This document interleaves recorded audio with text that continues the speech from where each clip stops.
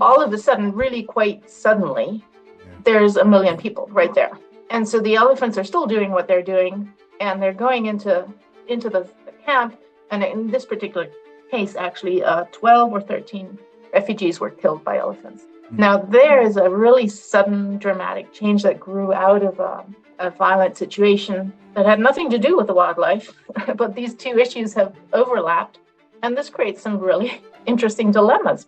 That's Dr. Alexandra Zimmerman, a renowned specialist in human-wildlife conflict, discussing the knock-on effects of the Rohingya refugee crisis. Alexandra founded and chairs the International Union for Conservation of Nature, that's the IUCN, Human-Wildlife Conflict Task Force. She's also a member of several IUCN groups, including the Asian Elephant Specialist Group, the Cat Specialist Group, SOS Technical Advisory Board, and the Conservation Advisory Board of Elephant Family. In addition, Alexandra serves as Senior Advisor on Human-Wildlife Conflict to the World Bank and is a Senior Research Fellow at Oxford University's Wildlife Conservation Research Unit. I'm your host, Warren Hoffman, and in this episode of Conflict, Power, and Persuasion, Alexandra offers insights into the dynamics of human-wildlife conflict. She talks about how human-wildlife conflicts can escalate and reconciliation becomes essential, the limitations of cut-and-paste solutions, even for identical species in similar regions, 5 guiding principles for addressing human-wildlife conflict, the collaborative nature of addressing human-wildlife issues across sectors and disciplines, the role of human-wildlife conflict in peace processes and the unique opportunities it offers, the readiness of the human-wildlife conflict field to tackle the impacts of climate change, the goal of coexistence between humans and wildlife and what it looks like, the importance of bridging the fields of conservation and conflict resolution, and much more. This is Conflict, Power, and Persuasion, podcast of the Canadian International Institute of Applied Negotiation. Hi, Alex. Thanks for joining me. Thanks for having me. So I've provided a brief overview of your professional background in the intro, but can you start by telling us just a bit about yourself and what you do? Sure. Well, I went into the field of conservation through an interest in animals, basically, in wildlife, like so many conservationist scientists do. That's where most of us have come from. And then, and originally trained in zoology, but then the more you get into the conservation field, the more you realize that this is ultimately very much about people. So I sort of retrained gradually as a social scientist, and then from there even further into conflict studies, which we'll chat about a little bit.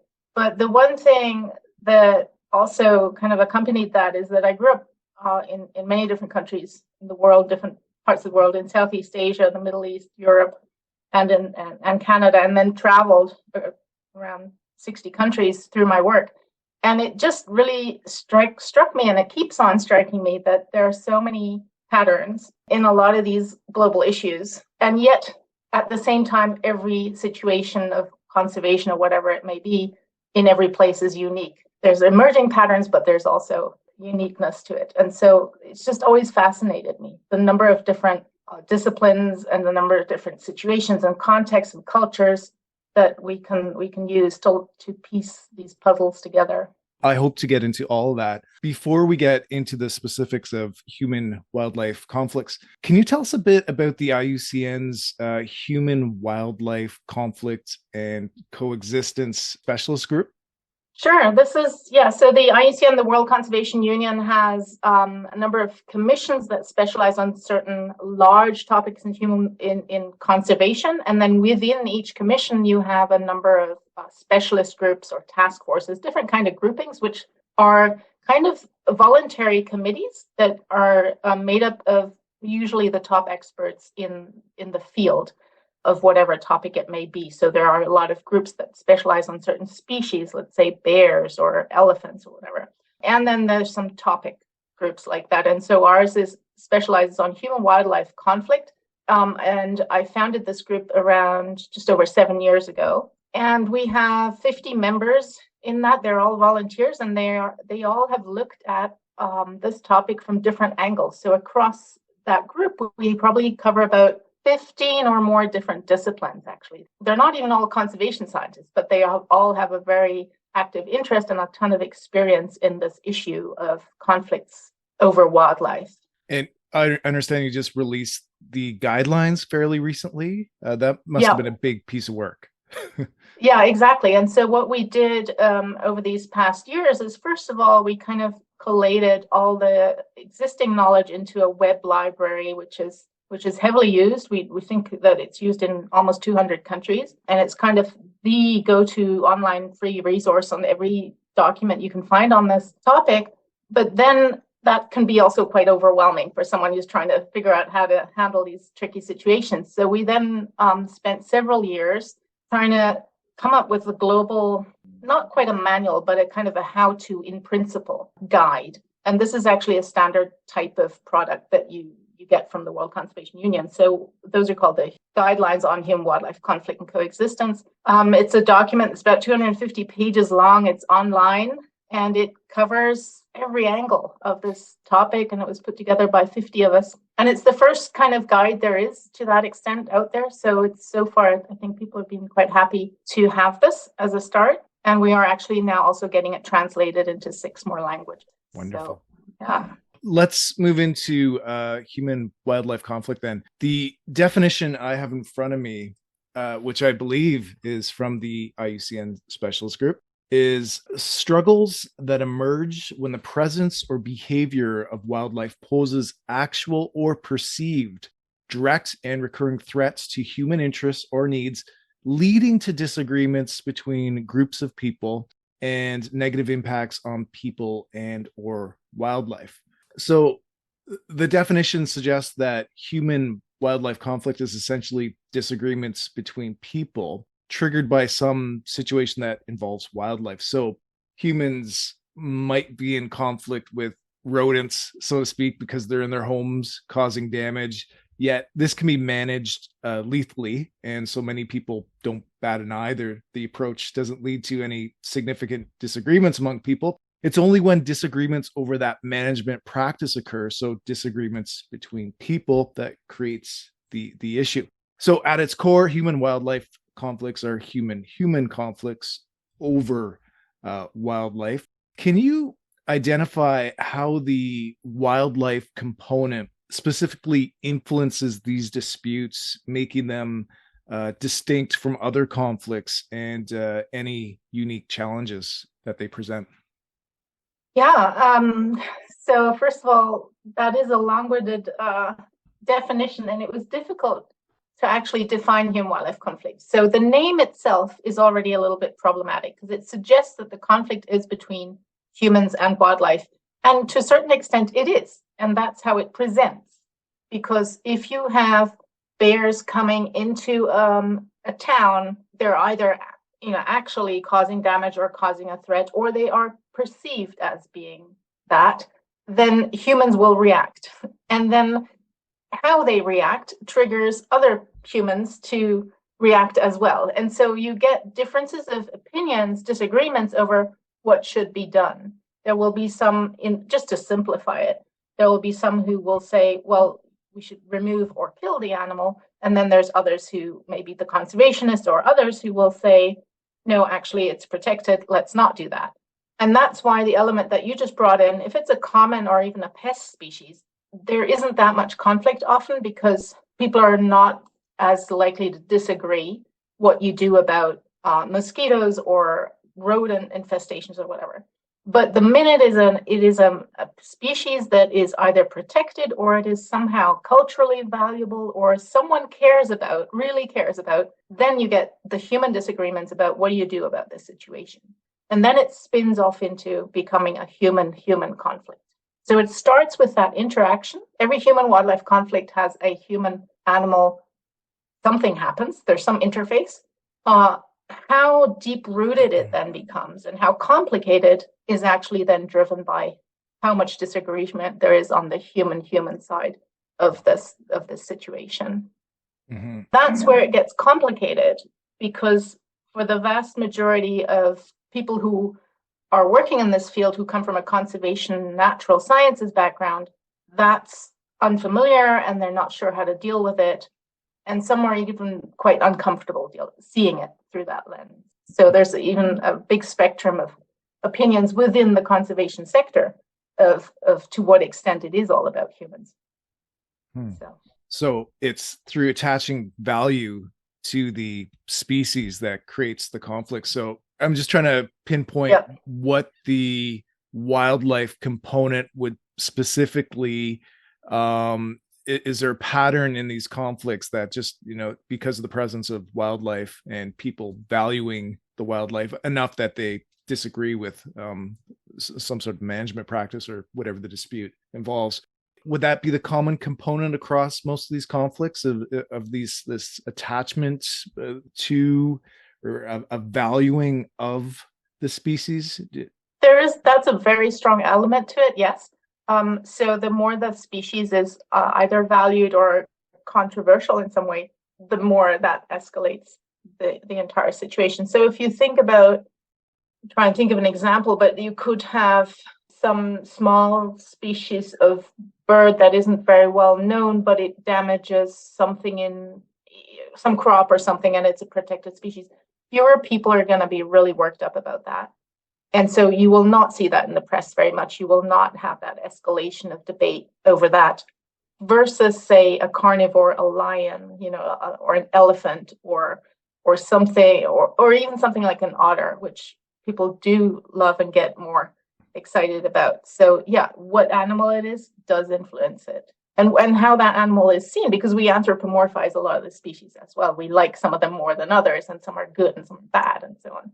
Yeah. And that gets interesting when you have situations, for example, with two species of cat, and one is more iconic, that more culturally revered than the other. You have places where there are jaguars and there are pumas, and both species do damage to livestock, but there is a temptation to over-present the jaguars as being involved in this. It gathers more attention and so on.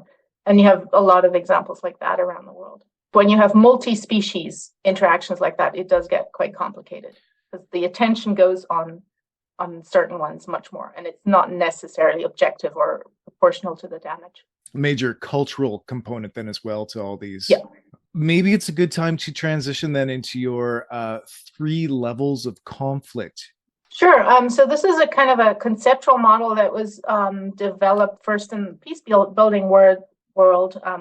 Colleagues of mine, including a peace builder called Brian McQuinn at University of Regina, came up with this a long time ago. And it's taking really quite common ideas in the peace building world about there being different intensities of conflict, and just coming up with a very simple structure as a thinking tool for the scientific audience, basically. And so what we suggested there is that you can think of it almost a little bit like an iceberg. There's, human-wildlife conflict, there's always something visible. There's some clash between people and wildlife, but then there may or may not be a lot more going on under the surface. And that can go really quite deep, all the way into identity-based clashes and disagreements, which, of course, then start to create things like divisions and polarizations and really quite intractable situations. And you find that in human-wildlife conflict just as much as you find it in violent conflicts or in any other purely human conflicts. And so the situation we have, or to give you an example, I suppose, at that level 1, what you have is, let's say, a situation where a predator has taken some livestock, and usually maybe this hasn't happened a lot. So there's certainly some disgruntlement about that, but there hasn't been a buildup of social tensions over this issue. So if you're dealing with that, there is a visible dispute, and this could, with practical solutions, be settled in some way or other. Some species are more easy to keep apart from humans, some less so, but in theory, that would then be your approach. It would be fairly sort of negotiation-based dispute resolution and finding some kind of settlement.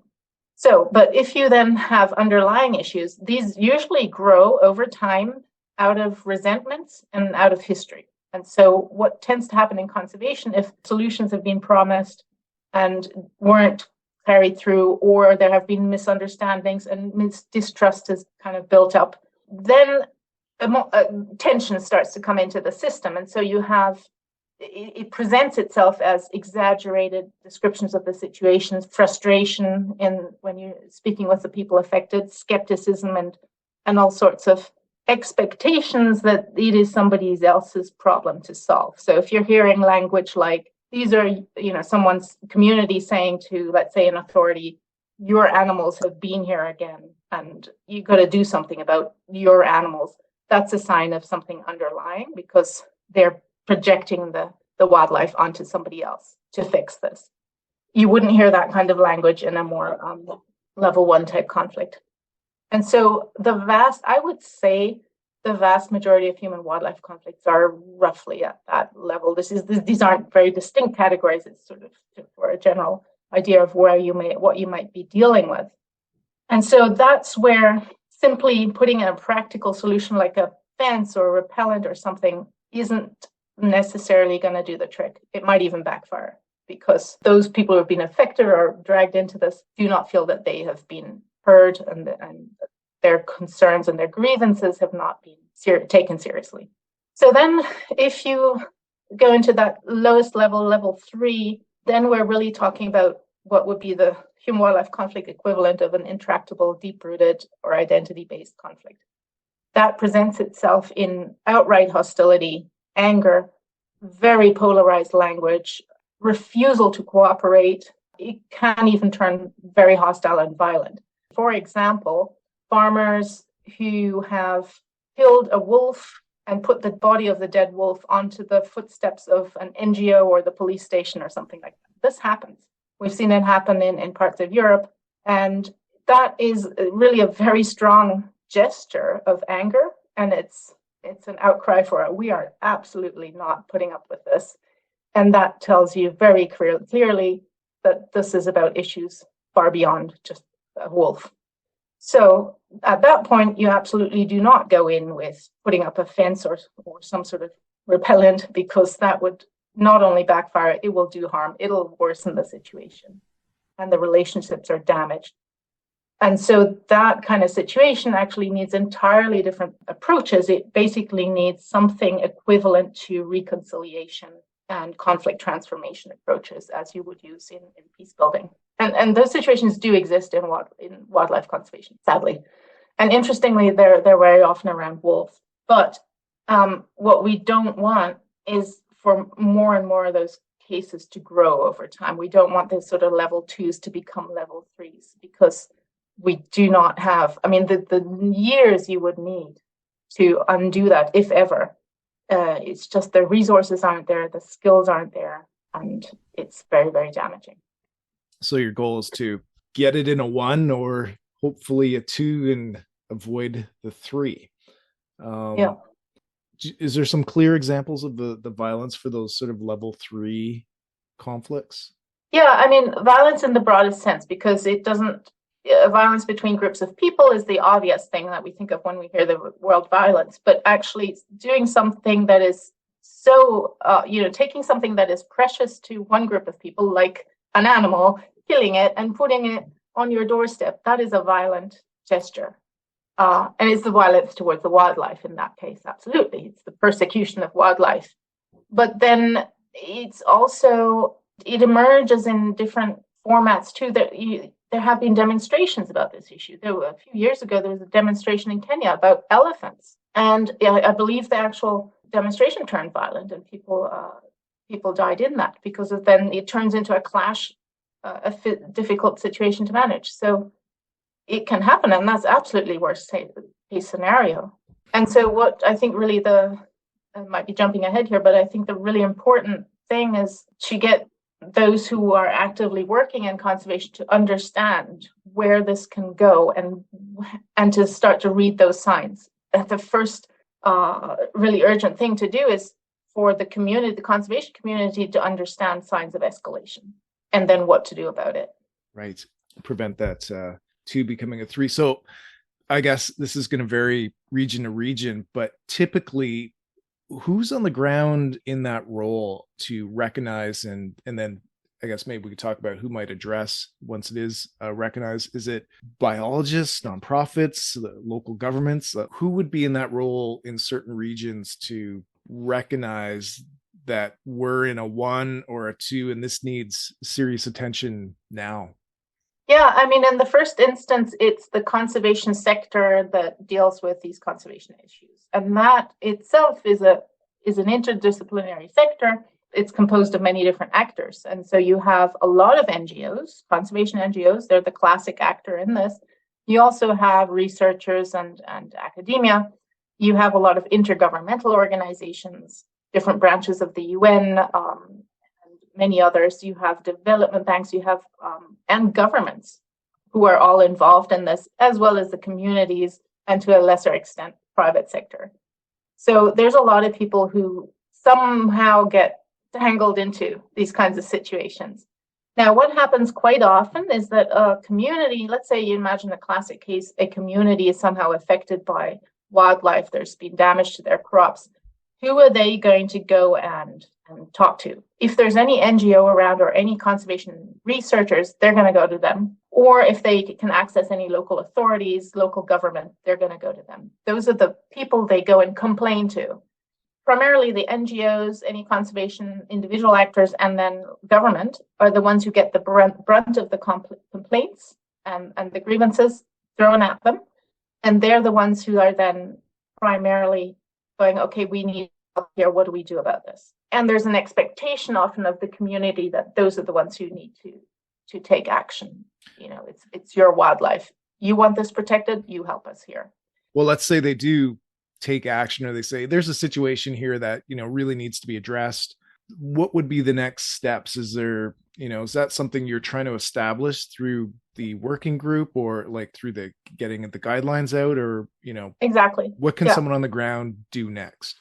Exactly. So in some cases, there's pretty good capacity already there because there are a lot of specialists in human wildlife conflict. But quite often, because these cases are so numerous and they exist in every single country of the world, there is just a sense of overwhelm of how do we begin to tackle this? And the more you engage with the topic, the more you can become quite overwhelmed with how complicated it gets.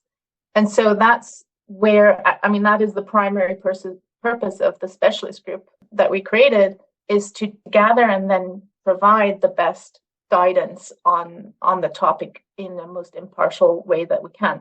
That is why these guidelines that we've talked about are hugely important, because it's the first written document, which, by the way, we're going to be turning into a training course now as well. But and I think that's why they've been well received, because there's a relief that there is finally some kind of both policy and practical guidance. And what we've tried to do with those, and this was the real challenge, is to make it based on principles, not kind of a step-by-step, here is what you do, because every case of human wildlife conflict is pretty unique. Even within the same region or same country, or you will have even the same species involved, but just, you know, a few communities down the road, it'll be different because of local socioeconomic differences and cultural differences and historical differences as well, how much they've been exposed to the issue. And so what we have learned is that cutting and pasting a solution doesn't often work very well. It's got to be a deeper think about why is this happening, and then really understanding what the pathway to a solution is. And so that's what we've tried to do with these guidelines also. That's wonderful. And that it's a training course, or shall be a training course at some point in the future. And then people can access these guidelines, you know, to look at this themselves. But can you give an idea of the principles? Like, are you talking about a sort of a 5-step mediation process, or can you just give an idea of what you mean by the principles? Yeah, absolutely. So we do have 5 principles, and the first one actually is do no harm, which I think surprises people who maybe come from more of a natural science background, but this is super important because there is a risk of wanting, maybe with good intentions, to rush into a situation and apply some kind of quick fix, which might be some practical barrier or something like that. And as we talked about earlier, if there are underlying, more deep-rooted issues, then that can really backfire. That can do harm. And it could do harm towards the relationships, but it could even do harm towards the animals. So we put that right up front to get people thinking, first of all. The second principle we call understand the issues and the context. So all of these conflicts, whether it's level 1, 2, or 3, are going to be shaped by history, by the socioeconomic context, by who is involved, what are the power relationships, what is the spatial and the land use context, and so on. So it's kind of a principle of do a quick analysis of all these different factors. And then again, it goes into details of how you would do that in different aspects of it. The third principle we call work together, and that means primarily across sectors and across disciplines. So these kinds of situations are very multidisciplinary. You need to have a team that understands the ecology and what the animal is doing, and even the animal behavior in some cases.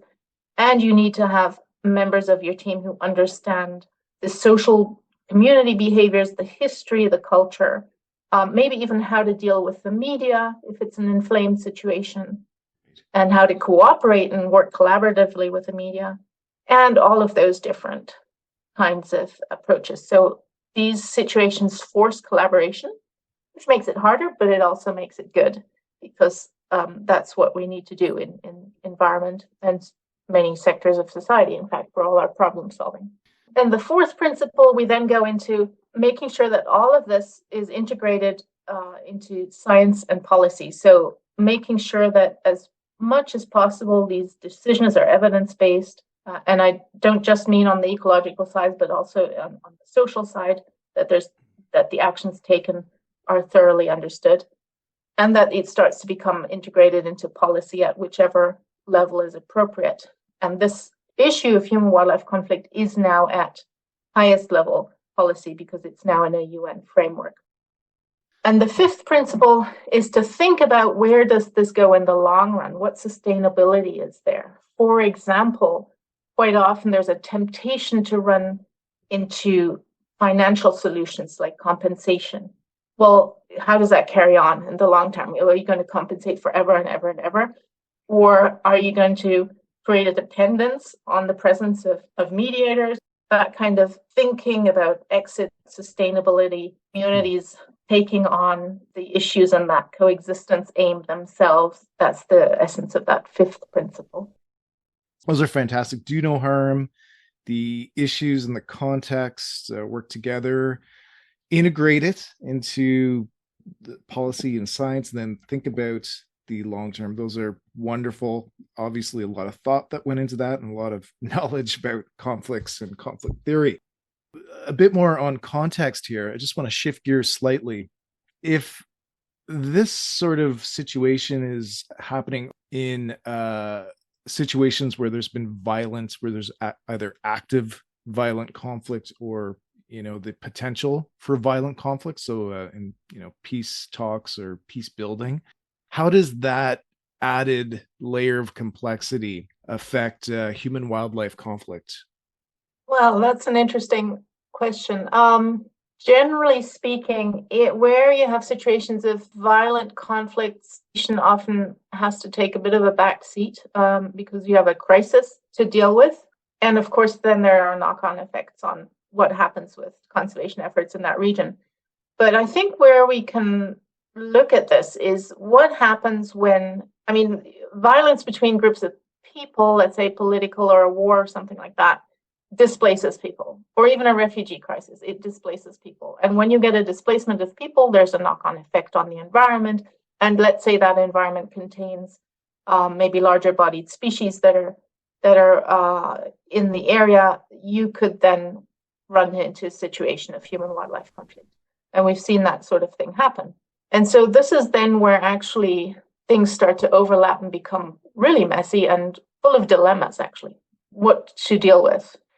And there's an interesting example there, actually, back from, it started in 2018 when there was the Rohingya refugee crisis. So we had well over 1 million people migrating from Myanmar over into Bangladesh. And there's several refugee camps that were created, one very large one that had just under 1 million refugees in it. And this is in areas where there were small settlements before, but it was mostly forested land. There were elephants, there were other wildlife. And so if you imagine just now from the wildlife point of view, that there's a herd of elephants that used to always wander through this area, and all of a sudden, really quite suddenly, there's 1 million people right there. And so the elephants are still doing what they're doing, and they're going into the camp. And in this particular case, actually, 12 or 13 refugees were killed by elephants. Now, there is a really sudden, dramatic change that grew out of a violent situation that had nothing to do with the wildlife, but these two issues have overlapped. And this creates some really interesting dilemmas, because what do you do? There's a need on all sorts of sides here. And so those kind of situations do occur. There's not that many examples like that, but yeah, it can happen. I know there's the field of environmental peace building, but do you think sort of those situations or wildlife conflict in general could be leveraged as sort of a confidence building measure to purposely integrate into the peace building or the active peace talks to help build trust and collaboration? Do you think there could be a role for addressing wildlife conflicts in these peace processes? Gosh, I don't think there's a general answer to that, but I could imagine situations where you might be able to use wildlife as almost a proxy of something of a discussion point. Mm-hmm. If it's not highly contentious wildlife, but if it's wildlife that both sides kind of think is kind of nice, or it's natural heritage, or it's something to be proud of and you don't want it to go extinct, you could conceivably structure some discussions around that as an entry point to some dialogues that would be otherwise more difficult to start. Even your elephant example, that could be, let's talk about cost of life here, and can we be a ceasefire or what, but figure out a way to deal with this, or it's an entry point for dialogue. Interesting. Yeah. That takes really quite creative approaches and some wisdom in how peace talks can be initiated and so on. But there are people who know how to do that and to connect with those people in conservation. Mm-hmm. Yeah. Okay, I want to again shift gears here and talk about the future. What are your thoughts about the future, in particular about the impacts of climate change on human-wildlife conflict? I mean, with changing habitats, wildlife behavior, the ability of resources, there's likely going to be an unfathomable amount of challenges in the pipeline here. How concerned are you about this? And do you think the field is ready or moving in the right direction to be ready to address these disputes? Well, yeah, I think we have a long way to go, actually, and a lot of thinking is needed. A lot of infusion of new skills is needed in the conservation world. So often it's speculated that human-wildlife conflict is going to increase as a result of climate change. Now that makes sense, just because you would think it does, but it hasn't actually been studied. We don't actually know that for sure. But if we break it down, it's likely, because what happens in any kind of climate change situation is that there is a shift of how there's a displacement. Either people have to move because of pressures, you changing these interfaces between wildlife and biodiversity and people, because let's say the natural world and the human-dominated world are physically changing. The space is changing. And so you're creating new interfaces. And with that, there's unpredictable events, and unpredictable creates stress, and that creates situations that rapidly escalate. The other thing is that those who are, very vulnerable and have low resilience to changes like that, environmental changes, are the ones who are, in a way, the worst affected. So although human-wildlife conflict exists everywhere in the world, including in the rich countries, you have it in the US and in Norway and in Singapore, is absolutely a global issue. But in countries and in areas where there are communities that are already vulnerable and struggling and do not have high resilience to rapid changes and environmental climate changes, they get hit much harder by things like human-wildlife conflicts or any other biodiversity conflicts. So although I'm generally an optimist, I think that we should foresee an increase in conflicts about biodiversity in the wider sense. And so we should, as a sector, take that very seriously and start to think about what capacity we need to build to be able to tackle some of those, or even prevent. Most of it is still crisis firefighting. We're not really thinking about preventing conflicts at all yet. What would you say are the priorities then moving forward for this field? I think and so I'm speaking narrowly now around human-wildlife conflict, which is the field I know best, but I think the priorities right now are to continue the work that's been done on trying to bring different sectors together, to collaborate more and the different disciplines together. And that's already happening. It needs to carry on, and social scientists need to work with the natural scientists and so on and so forth. But what we actually need, and what I would like to see happen, what I'm advocating for, is to infuse that with a new body of expertise in conflict resolution and conflict prevention, mediators, peace builders, and so on, who can help out here. And for those who are not, that's not their primary training, to get a little more awareness of how you deal with conflicts, how you prevent escalation, so on. I would really like to see that happen. I think that it would help. It would change things. And I think it's worth it, the experiment of trying it, see what happens. So your principle 3 to work together, and will the training course coming out fill that need that you're suggesting, or would people have to look beyond that? So what we're developing from the IUCN specialist group is a training course that is more or less the content of the guidelines.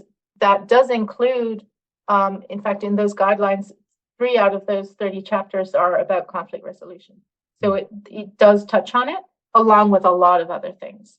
And I think it would be good for all those actors in the field who deal with human-wildlife conflict to have quite a good broad understanding like that, and then to specialize in certain topics that they are already naturally more inclined towards or have additional interest in. I think there's no harm generally in just bringing up the level of training in conflict negotiation and mediation across the board. It really is beneficial for everybody, in whatever sector you're in your private lives to in your professional lives, and between countries and everything. So I would really argue that that's a special area we need to also invest in. Agreed. And make it really accessible to different sectors. I mean, speaking here for the conservation sector, but others as well. Yeah. And tailor it a little bit into their language and so on. Often these fields are divided by very different languages that they don't quite understand what each other mean. So we need to bridge that. Right. Completely agree.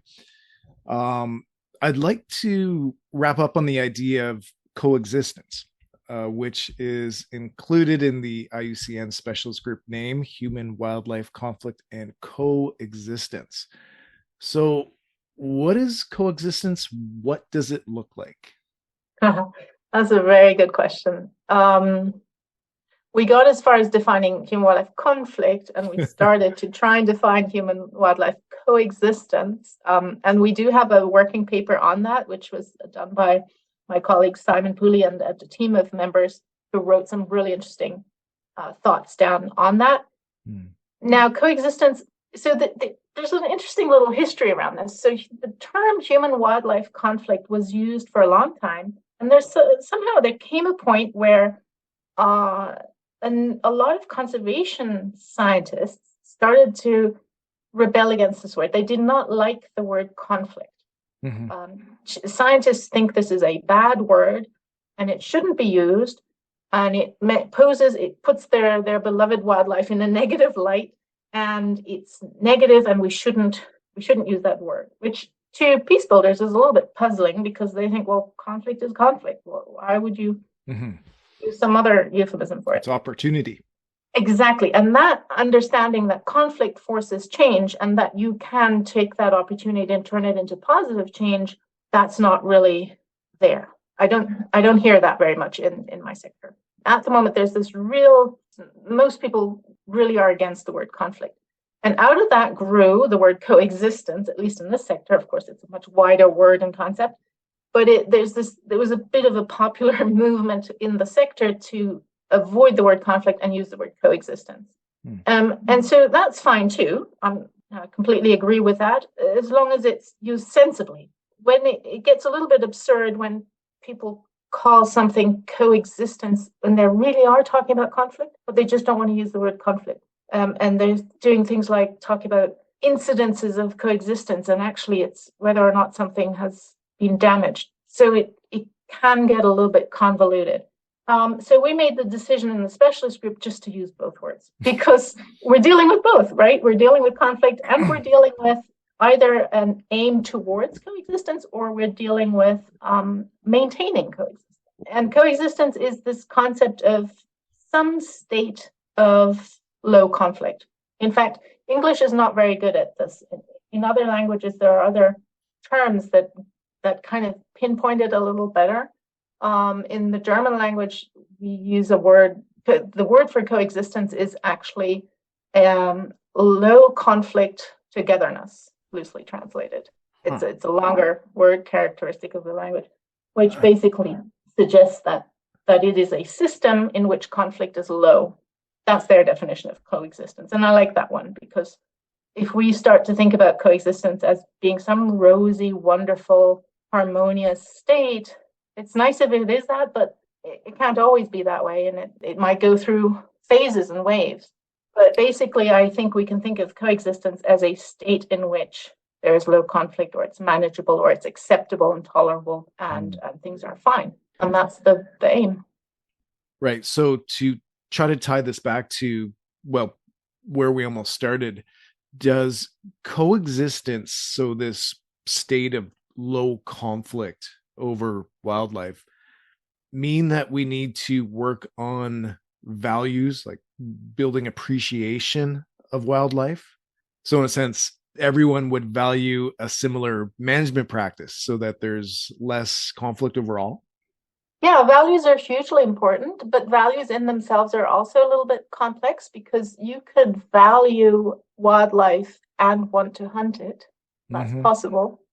Hunters value wildlife, but their value might be different to yours or mine, which wants their wildlife protected and untouched. And so, yes, these things definitely come into play, and values are very foundational, strong things in social psychology that really do shape these outcomes. But it's not only that, it's also things like identity are hugely important. And that's where it can go. It can go off on the wrong track if people start to differentiate themselves and get polarized over an issue. Communications break down and so on. But again, all humans have multiple identities. You're not just in one camp. You identify as all sorts of things. And again, we need these kind of processes and wisdoms from peace building, and also from traditional and old wisdoms of how you recreate dialogue and break down these silos. We need to bring all that kind of knowledge into the field, because it's going to be ongoing. It's like any conflict resolution of any issue in the world. It is not something that you do tick off the box and it's done. It's ongoing. Humans will always disagree with each other, whether it's over wildlife or something else. And it's a constant management of those escalations and de-escalations and all sorts. So, I remember being in a game reserve in Africa that had numerous heads mounted all over the walls, and it was explained to me that it was just the way someone would keep a butterfly record or whatnot. They just appreciate the beauty in them so much that they want to put them on the walls. And that was a little different for me, but I understand that sort of perspective. So everyone's got different appreciation. You can have appreciation of a species, but it could manifest in different ways at that. Yep. That's right. Quite complex.